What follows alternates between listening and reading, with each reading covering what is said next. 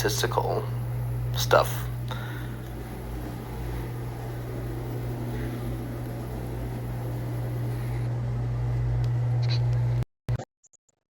Hello.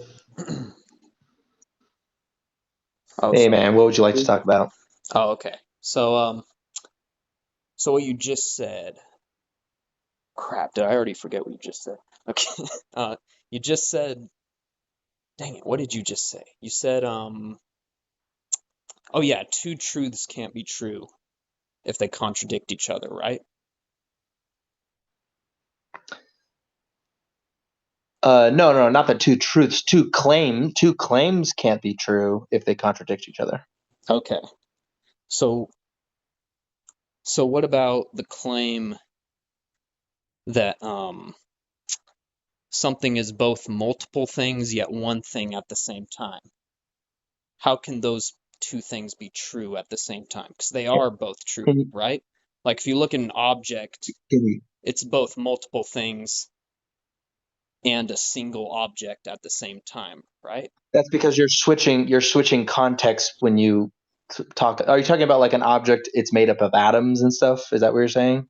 So Right. we Or like even a chair, like how a chair is made up of, you know, legs wood, and wood right? and yeah, like or atoms. Right, but you're switching context. So you're not really talking about like if you want to get into like does a chair exist? Well, a chair is a concept. It's not really a thing. I mean, we kind of treat it like it's a thing, but really the only things that there are is matter and energy. And a chair is just a specific arrangement of matter and energy, right? So Yeah. if you want to be like, if we're getting into like a philosophical conversation, there's matter and energy. And a chair is just a human label for how things are arranged to Right. suit a specific like purpose. Okay. Would you say like we rely on that conceptual world in order to exist the way that we do? Like like we kind of rely on that. Well, when you say conceptual, We use abstract concepts all the time. Like our right, lives are littered with abstract concepts. Yeah. right. Do you think we need those abstract concepts, or are those just like just an add-on to reality? Like we We don't need them. it facilitates communication in an extremely rapid way. Right. Where- Whereas, like, how would you talk to someone about, hey, I'm like, my back is hurting. I need to sit down. Is there a chair around here? Like, how would you talk about it? Like, I need atoms that are Yeah. arranged in a particular, it gets So like it's it kind of ridiculous. So, starts with a purpose in a way, right? Like a chair exists because a chair has a purpose for existing, which is to sit down in. So it kind of so in a the way chair doesn't before have the purpose. Humans have a purpose for a chair. right. Well, I guess I mean the only way Like that that, we're able like to it's see not like things is through a purpose. The human. purpose is not the purpose is not like innate to the chair. It's just like if all the humans disappeared and there were still chairs, the chair no longer has a purpose. Hmm. I have a hard time taking seeing things from a perspective where humans don't exist because the only perspective I've ever had is from the point of view of a human. So I find it difficult to kind of say if humans didn't exist, then blank, Hmm. because I, I don't I know don't any find it other. hard to imagine at all. I mean, like if we go to the moon, we've been to the moon. Like there's humans that have visited the moon, but we know that once the humans who have visited the moon leave the moon, there's no humans there. You know, it's not hard to imagine. Is it hard to imagine the moon without humans? No, that's the state that it's in. Is it the fact that humans haven't even been here for 300,000 years out of the 14 billion years the universe has existed. I don't find it hard at Well, all to imagine well, a I mean, world where there's no humans. it's still. I mean, even the fact that we went to a moon, or the moon, It's still humans that went to the moon. It wasn't like Right. some What? some alien being. I don't really know how you can say like when Can you you said a chair wouldn't can you be a chair if yeah, humans didn't did exist. did did bicycles exist when you were born? Yeah. Okay, can you imagine a world where bicycles don't exist? Yeah. Yeah, I guess, yeah. Well, I mean, like, a couple hundred years ago, bicycles didn't exist, Yeah. right? Yeah. Okay. Why I don't see the idea of imagining humans not existing any different I than guess that. it's different. I guess it's different because I am a human. Like I'm not a bike, so I can imagine the world without bikes. But since I am a human and that's the only perspective Mm. I know, I feel like You to conceptualize a world without humans just seems like I feel like the only way I would be able to do that would be able to I would have to remove myself from the human perspective. And if I remove myself from that perspective, then what perspective am I coming from? I guess is my question.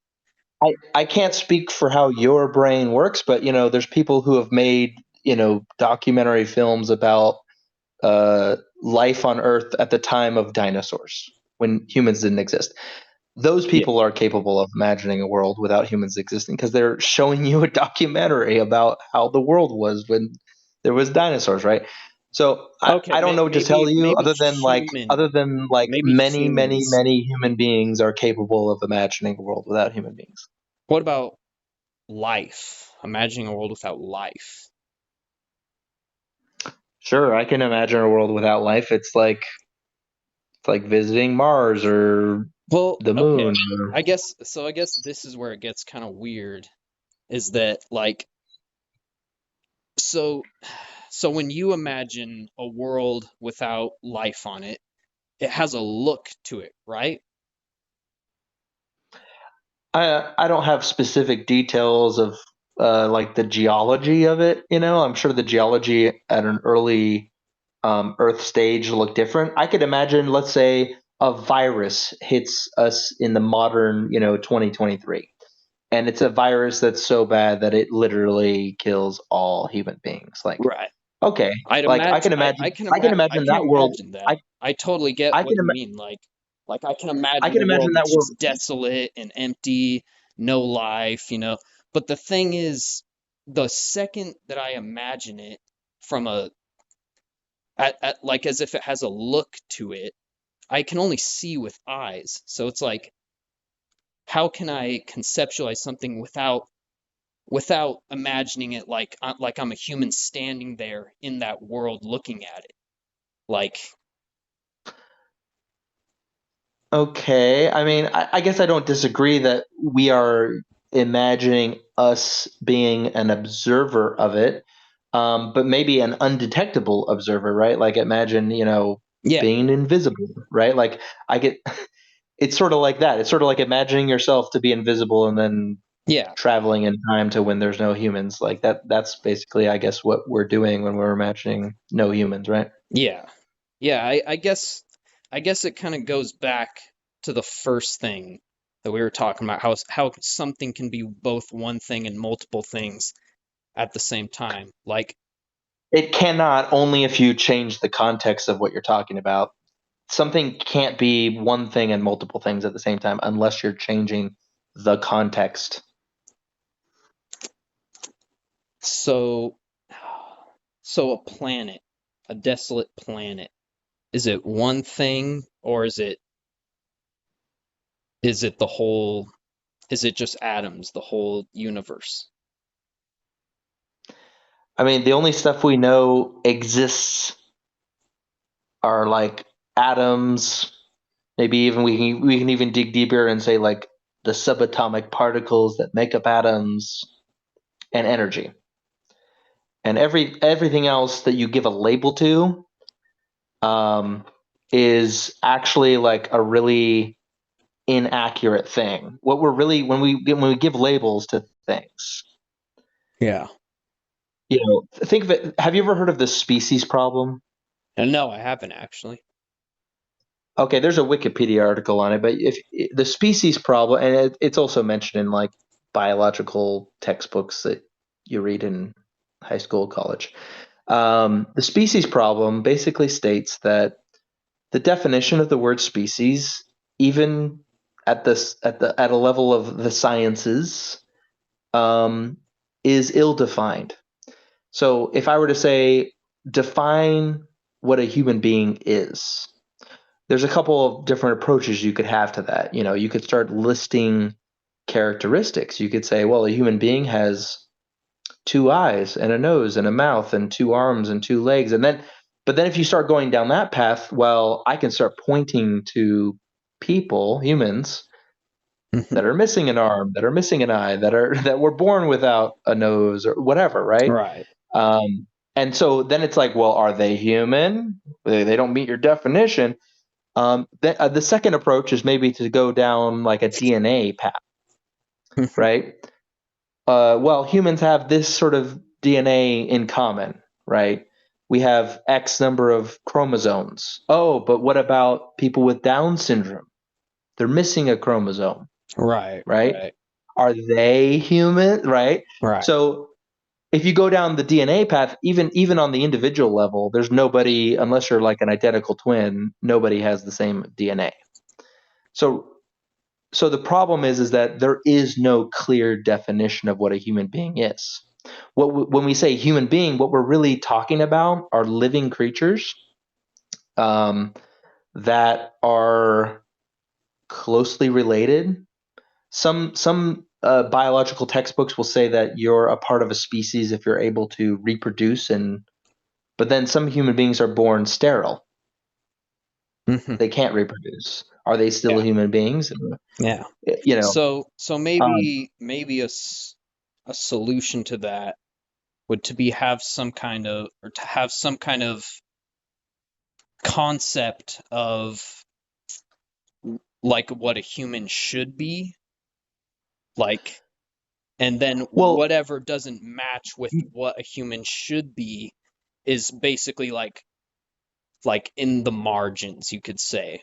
Like you could say in the center is what I believe what a human should be, and if something deviates from that, it's that's just how in we the use margins. that's how we use the word human being in common everyday language. When we say it was a human, what we're really saying is like it's a living creature that has the eyes and a nose and a mouth and arms and legs and has this level of cognitive ability and blah blah blah. And so yeah, you're right that people are using these labels to really talk about what's maybe not what it should be, but what's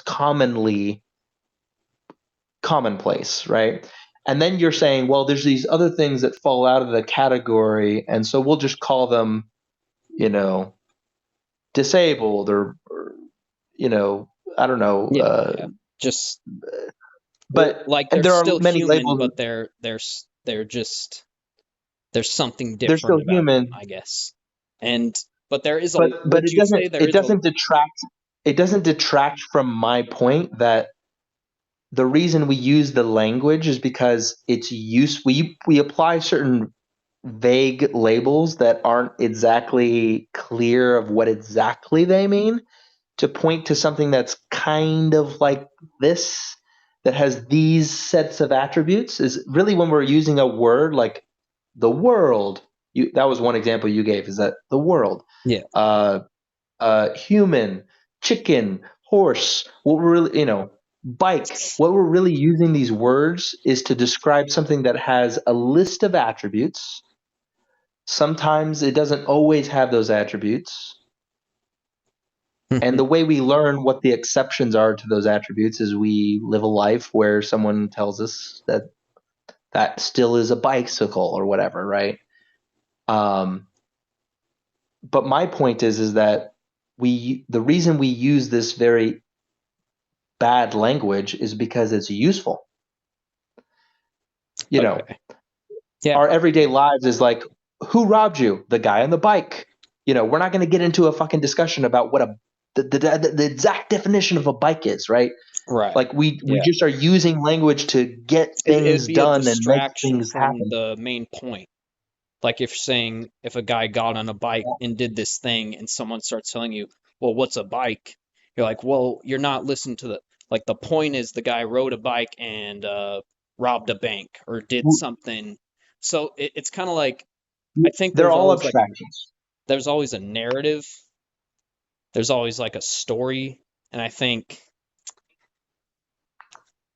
it's hard to really step outside of that story, I guess.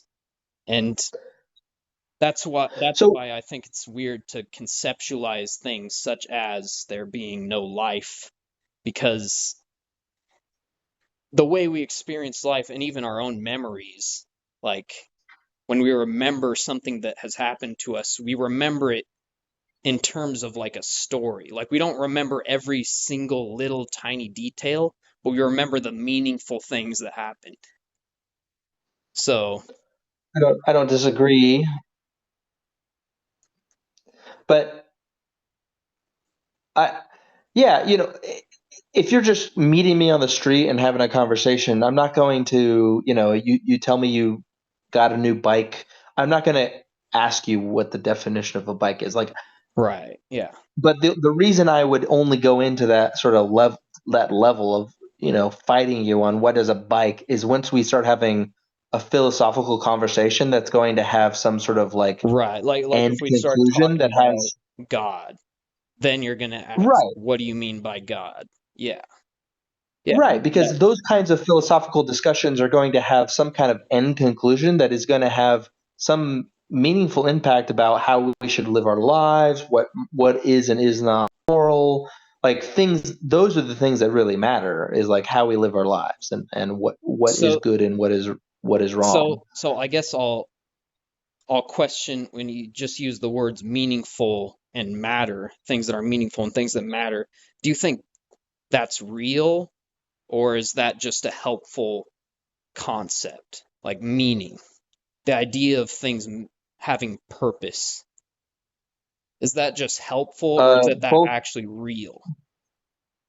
both are true. It's real and it's helpful. Okay. Well, that's interesting. Because I mean, I'm assuming you're atheist. I I mean, don't in talk to what a lot sense of do you atheists mean that say real? meaning is a thing. Like, Well, I guess in what sense do you mean it's real? It's real, like meaning comes from us, conscious creatures. Conscious creatures determine so what one way is I'll put it meaningful. is, what maybe it's the most real thing there is, in a way. Like nothing can exist without it. Like I can't look at a chair without it, without the purpose. It's like I don't see the chair first, I see the purpose first. So it's like the chair doesn't exist until I see the purpose for it first. So if that is the case, then purpose is fundamental. And I think that's what people are trying to say when they talk about What, what what does that God even mean? is. That's very vague. The statement "purpose is fundamental" is extremely vague. I Yeah, have no no, clue yeah. what that's supposed to mean. Well, I mean, Like, we I were don't just disagree. I using don't the word disagree. meaningful and Hold on a second.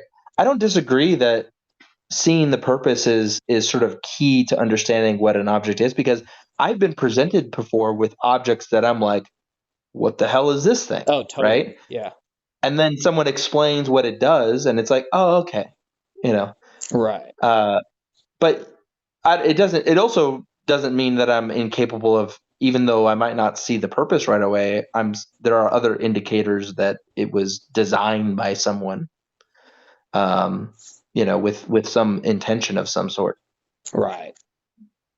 Right. Well, um, I'm not really sure where else to go with that. That was a really interesting conversation. Uh, I get my goal always when I come on to these is to try to find places where we agree, like try to find common ground, because I do come at things from a Christian perspective. But what I've noticed that I when I start to talk about this idea of things being both one and multiple at the same time, and categories and how we need categories in order to understand the world, that's somewhere where we can agree. Like, like we can agree that we need this idea of Well, it's purpose. useful. abstract ideas are useful language tools in order to accomplish whatever goals you and I have in our day-to-day lives. And those abstract ideas, if you take any one of those abstract ideas and really drill down to what does this really mean, Yeah. most of those ideas, maybe not all of them, but most of those ideas, you're going to find that they're not exactly well defined. There is some problematic thing with Yeah. how this is being defined. But Okay. because the shorthand is useful, because it's you and I are encountering very common situations day after day after day after day after day. Like our lives are mostly on repeat every Right. 24 hours. I But mean, every once in a while, something happens that catches our attention and that stays in our memory. And that's what interests me, I guess. And I think, when people talk about having spiritual experiences or experiencing God in whatever way they did, I think that's what they're talking about is some kind of experience of everything having a I, purpose. Like even I, the like I was a Christian for most of the first 22 years of my life. I don't deny any Christian's experience. I just think that your experience, you Christians attribute it to God, and I would attribute those experiences to wishful thinking, delusional, indulgence in an idea of I love so Jesus and so he I loves think me. maybe the reason why a Christian would hear that and maybe get offended or feel like, yeah, basically like would feel offended by that is because they feel like you're attacking the thing that gives purpose. And so, and if you're Right. attacking the It's thing that it's gives tied purpose, it's tied to their ego. It's tied to their self-identity. well, if they could attack But or it doesn't change the fact that it's that Christianity is false. And like you can say Islam. Many Christians are primed and ready who are the same Christians who would be offended are primed and ready to say Islam is bullshit, Buddhism is bullshit, and they're going I, to I'm offend I'm definitely not one Muslims. of And those I'm Christians. not saying I you're one of try them. I try to listen to those I'm not saying perspectives. you're one of them. Okay. I'm not saying you're one of them, but I'm just saying, many of these Christians who would be offended are primed and ready to say Islam is false, they're delusional, and Buddhism, they're false and they're delusional. And they're going to offend the Muslims and the Buddhists. But it doesn't change the fact that they believe that that's true, that the Muslims are delusional and the Buddhists are delusional. So it doesn't change. It doesn't change. Like I care about what's true. So even if what I'm saying offends Christians, I don't care. I believe it's what's true. Yeah. Yeah. Do you have an idea in your own mind of what like a person should be? Mostly I would say I care more about what people shouldn't be. They shouldn't Yeah. be a type of person that enacts laws that harm my own well-being or the well-being of people that I love and care about. And they shouldn't treat others in a way that harms my own well-being or the well-being of people that I love and care about. Yeah. Yeah, I'd agree with that. And so what I'll say, I guess, is what I think a person should be. So when you first come into this world, you don't know what a person should be because you don't even know what anything is yet. So you got to learn what I, things are. Then you I learn what would never humans say are. what people should be. I would never say what people should be. The sky's the limit of what they want to be, just as long as what they're doing doesn't interfere with my rights. Okay. So so then you don't have an idea of what a person should be then, just what they shouldn't be? I mean, when we say should and should be, we're talking about like goals about how they should live their lives, or are you talking about the context of what they should be on like the scale of biologically? Like, I assume you're asking me the question in relation to how they live their lives, what goals should they pursue in their lives, how should they treat. I assume that's Yeah, the like context of what yeah, you're asking me the question in. like how we should In treat that people context, is a good example. Yeah. I would say, there's ways that people live in the last 100 years that people didn't live 1,000 years ago.